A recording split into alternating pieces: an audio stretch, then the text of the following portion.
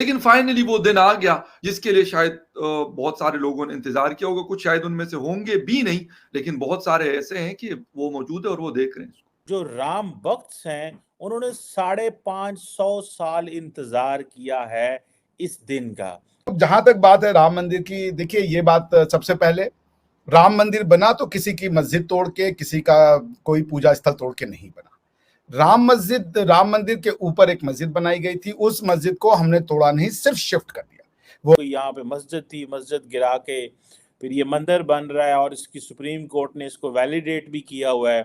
मोदी जी ने इंडिया को यूनिफाई किया है, इन्होंने इंडिया में राष्ट्र की भावना जगाई है, और राष्ट्र की भावना से ही आप कास्ट की भावना को लड़ सकते हैं। भारत का कर्ज है कास्ट सिस्टम। जैसे मुसलमानों की हमारे पास हर जगह कहीं भी हम जाते हैं तो मुसलमानों की इबादत गाह है, इसी तरह इंडिया का भी अपना राइट है, वो अपनी इबादत करें जैसे भी करें, तो इससे कोई किसी भी मुल्क को मसला नहीं होना चाहिए।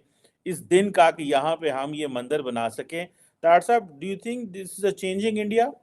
करके राम मंदिर कहा जा रहा है बहुत एक बड़ा दिन है, और कहते हैं दिए जलाए जाएं, दीपवाली, जिस तरह दिवाली हम वैसे पाकिस्तान में कहते हैं, लेकिन मुझे बहुत सारे इंडियन दोस्तों ने कहा कि दिवाली ना कहे, दीपवाली कहे। तो कहते दीप वाला, जो दीपवाली जो सेलिब्रेशन होती है, कहते उस तरह का मनाए। कितनी मतलब एज ए नेशन पूछ रहा हूँ आपसे कि इंडियन लोगों को बड़ा मतलब ख्वाहिश थी कि भाई हमें चाहिए, या जो भी कुछ था, एक बड़े फेजेस से गुजरा, लेकिन फाइनली वो दिन आ गया जिसके लिए शायद बहुत सारे लोगों ने इंतजार किया होगा। कुछ शायद उनमें से होंगे भी नहीं।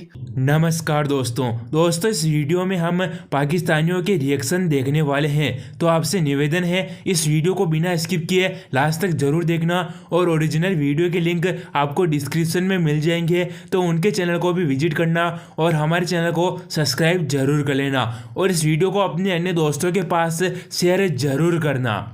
लेकिन बहुत सारे ऐसे हैं कि वो मौजूद है और वो देख रहे हैं इसको। फकर भाई, पहली बात तो आप प्यार से दिवाली कहें, दीपावली कहें, सब एक चीज है, भावना देखनी चाहिए, शब्दों में नहीं।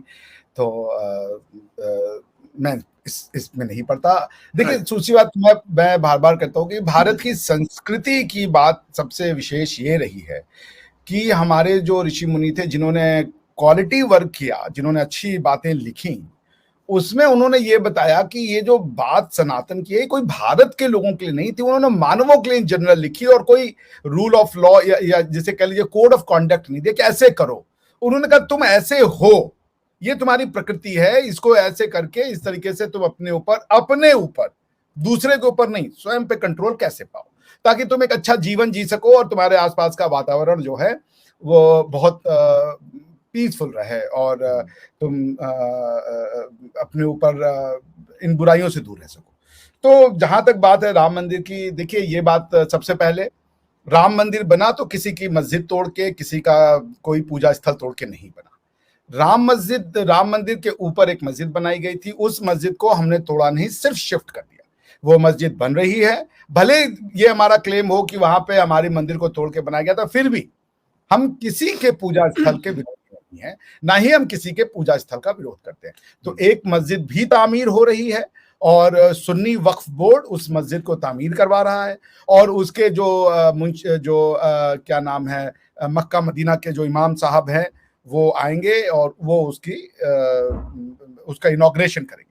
ये बात थोड़ी अलग है कि अगर किसी भारतीय से करवाते तो और ज्यादा अच्छा लगता, पर this is one of the problems ideologically they are facing, but anyway मेरे ख्याल में ये मोदी डॉक्टर साहब, वैसे मुझे लगता है मोदी साहब ने बड़ा अच्छा वो सोच के किया। ठीक है, आपकी बात अपनी जगह दुरुस्त होगी, मैं उससे वो नहीं इनकार करता, लेकिन उन्होंने लगता है बहुत जिसे कहते हैं ना कि किसी को ना ये ना हो कि यार वो कहेगा अच्छा ये, वो कहेगा यार मुफ्ती आजम ने इसको इनॉग्रेट करवाया हुआ है, तो वो मेरे ख्याल में वो बड़ा तेज दिमाग है उनका, वो ऐसे नहीं, वो कुछ और तरीके से सोचते हैं। हो भी सकता है, मेरे ख्याल से ये उनका डिसीजन तो नहीं था, ये डिसीजन तो खैर सुन्नी बोर्ड का था। खैर एनीवेज, अगर ऐसा भी है तो ठीक है। हम तो ये कहते हैं कि भारत के लोग हैं वो जो माने, जिस ईश्वर, अल्लाह, वाहेगुरु, जीसस क्राइस्ट, जिसमें उनकी लगी लग जाए, सब ईश्वर समान है। तो ये जो मंदिर था, ये हमारी आत्मा है। देखिए, मैं ना फकर भाई, बाय नेचर मैं उस तरीके के गॉड को नहीं मानता कि जो मतलब ये बनाया है वो बनाया है, ये मेरा कॉन्सेप्ट नहीं है। मेरा कॉन्सेप्ट तो प्रभु श्री राम जो है वो मुझे इसलिए पसंद है और मैं उनको बहुत फॉलो करता हूँ। उसका रीजन है कि वो मर्यादा के फॉलोअर है, गिवर नहीं है। एक है कि गिवर ऑफ मोरालिटी, एक है follower of morality. He is a follower of morality. जैसे अब उनके पिताजी ने उनसे कहा कि यार तुम वनवास चले जाओ क्योंकि हमने तुम्हारी जो सौतेली माँ को ये वादा किया हुआ है। अब ये क्वेश्चन है लॉ वर्सेस मोरालिटी का। उस समय के एग्जिस्टिंग नियम के अनुसार जो ज्येष्ठ यानी बड़ा पुत्र होता, बड़ा बेटा होता था, वो जो है वो राजगद्दी, ये दुनिया भर में ये नियम चलते थे कि राजाओं के कई औलादे होती थी, उनका सबसे पहला और बड़ा पुत्र जो है वो जो है राजा बनेगा। अब प्रभु श्री राम कहते तो वो जाके कह सकते थे अपने पिताजी से कि भाई मैं क्यों जाऊं, लीगली मेरा हक है। आप अगर लॉ सम्मत बात कर रहे होते तो मैं बात भी मानता। आप तो गलत बात कर रहे हो, क्योंकि आपने अपनी एक हमारी जो माता जी को ऐसा प्रॉमिस दिया, वो किसी तरीके से लीगली टेनेबल नहीं है। कोई कोर्ट ऑफ लॉ में जाते हो, कोर्ट जीत भी जाते, मैं उनको जितवा लेता क्योंकि लॉ उनके फेवर में था। मगर बात लॉ की नहीं थी, बात मर्यादा यानी मोरालिटी की थी कि पिता के द्वारा किया गया वादा वो सभी जो कानून है, विधि है, नियम है, उनसे ऊपर है। पिता ने कह दिया कि जाना है तो जाना है, गलत है या सही है ये आपको नहीं सोचना।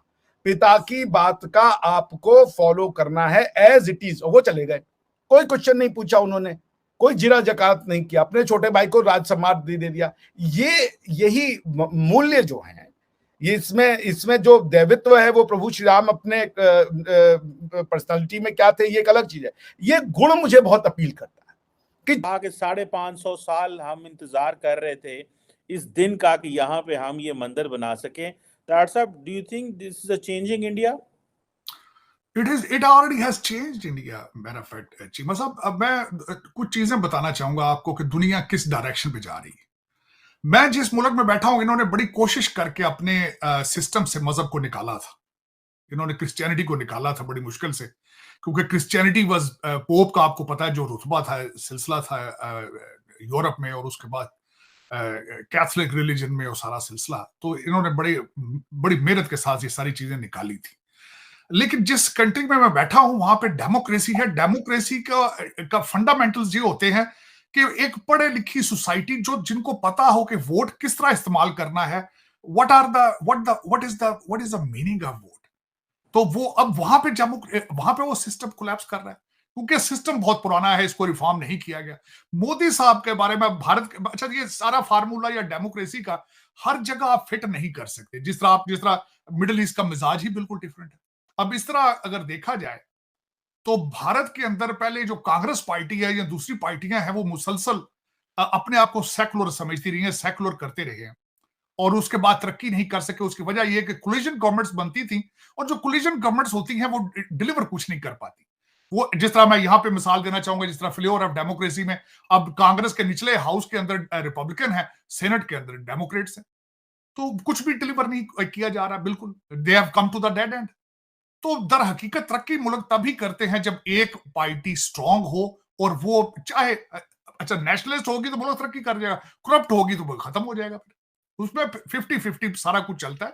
उसमें यह नहीं होता कि कोलिजन गवर्नमेंट है, सारा दिन तकरीरें करके तो घर चले जाते हैं, डिलीवर कुछ नहीं करते। अब बीजेपी, मैं समझता हूं पहली दफा एक ऐसी गवर्नमेंट आई है जिसके पास ओपन मेजोरिटी थी, और उसमें अब यहाँ पे देखें, जज्बात एक अलग चीज है। तो दोस्तों, वीडियो आपको कैसा लगा? अगर वीडियो अच्छा लगा हो तो इस वीडियो को अपने अन्य दोस्तों के पास शेयर जरूर करना, और ऐसे और रिएक्शन वीडियो देखने के लिए हमें लाइक और सब्सक्राइब जरूर करें। और ओरिजिनल वीडियो के लिंक आपको डिस्क्रिप्शन में मिल जाएंगे, तो उनके चैनल को भी विजिट जरूर करना और हमारे चैनल को सब्सक्राइब जरूर कर लेना। हम मिलेंगे ऐसे और नए रिएक्शन वीडियो में। तब तक के लिए धन्यवाद। जय जवान, जय किसान।